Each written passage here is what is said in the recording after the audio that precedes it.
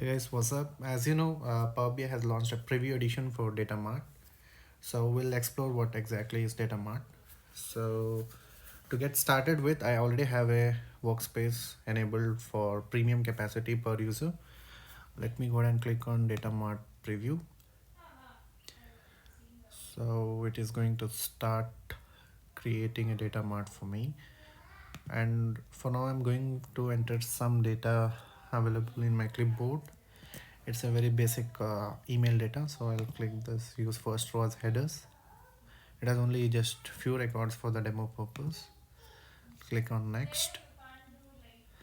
Now the table name I have given as table so what we can do is we can just change this to users. I'm not doing any transformation. I'll just click on save. And now in the backend, it is basically creating a SQL instance with a proper database instance, so you can actually do any queries or anything like in SQL. So we can quickly also see how we can connect this particular data set using our SSMS Studio, the SQL Management Studio, right? So let me go back to my SQL Studio. Click on connect to my database engine. So this is the instance name I have retrieved from my Power BI service. These are my user ID and password. I'll just click on connect. Usually you'll see a little bit of delay compared to your actual SQL server, right? So it may take few more seconds to connect.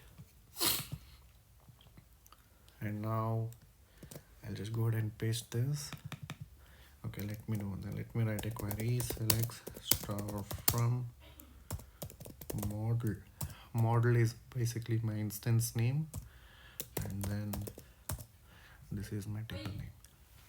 If I click on execute, you can actually see all the records are getting generated here. So basically it's a new possibility of taking your data to next level. So you can explore much on this. Comment me if you need more details. Thank you.